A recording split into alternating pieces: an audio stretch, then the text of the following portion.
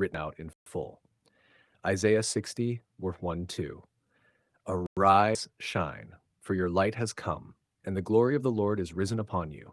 For behold, the darkness shall cover the earth, and deep darkness the people. But the Lord will arise over you, and his glory will be seen upon you. Isaiah 60, 3-5. The Gentiles shall come to your light, and kings to the brightness of your rising. Lift up your eyes all around and see. They all gather together. They come to you. Your sons shall come from afar, and your daughters shall be nursed at your side. Then you shall see and become radiant, and your heart shall swell with joy, because the abundance of the sea shall be turned to you. The wealth of the Gentiles shall come to you. Genesis 39, verse 3, NKJV. And his master saw that the Lord was with him, and that the Lord made all he did to prosper in his hand. 1 Corinthians 10:11. Now all these things happened to them as examples, and they were written for our admonition, upon whom the ends of the ages have come. Let me know if you'd like the original Hebrew or Greek words included, or if you'd like a download in your notes.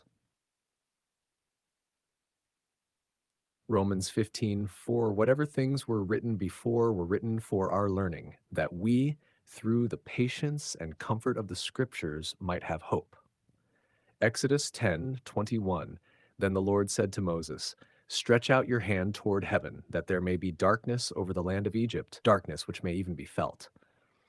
So Moses stretched out his hand toward heaven, and there was thick darkness in all the land of Egypt 3 days.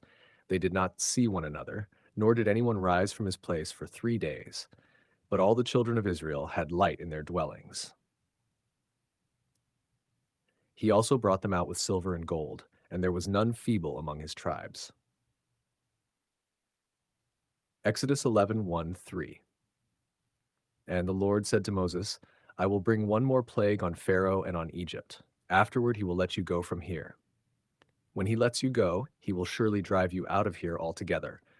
Speak now in the hearing of the people, and let every man ask from his neighbor, and every woman from her neighbor, articles of silver and articles of gold.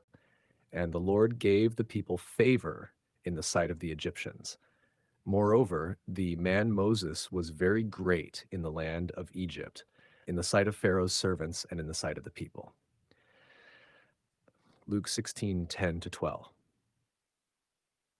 He who is faithful in what is least is faithful also in much, and he who is unjust in what is least is unjust also in much. Therefore, if you have not been faithful in the unrighteous mammon, who will commit to your trust the true riches? And if you have not been faithful in what is another man's, who will give you what is your own? For Romans 11, the first fruit is holy, the lump is also holy, and if the root is holy, so are the branches. For where your treasure is, there your heart will be also. Let me know if you'd like these verses in another translation, KJV. After these things, the word of the Lord came to Abram in a vision, saying, do not be afraid, Abram. I am your shield, your exceedingly great reward. Hebrews 7:7. Now, beyond all contradiction, the lesser is blessed by the better. Here mortal men receive tithes, but there he receives them, of whom it is witnessed that he lives. Even Levi, who receives tithes, paid tithes through Abraham, so to speak, for he was still in the loins of his father when Melchizedek met him. Nehemiah 13:8-13. And it grieved me bitterly. Therefore I threw all the household goods of Tobiah out of the room. Then I commanded them to cleanse the rooms, and I brought back into them the articles of the house of God, with the grain offering and the frankincense. I also realized that the portions for the Levites had not been given them, for each of the Levites and the singers who did the work had gone back to his field. So I contended with the rulers and said, why is the house of God forsaken? And I gathered them together and set them in their place. Then all Judah brought the tithe of the grain and the new wine and the oil to the storehouse. And I appointed as treasurers over the storehouse Shelemiah the priest and Zadok the scribe, and of the Levites Pedaiah. And next to them was Hanan the son of Zaccur, the son of Mattaniah. For they were considered faithful, and their task was to distribute to their brethren. Then the servant took 10 of his master's camels and departed. for all his master's goods were in his hand.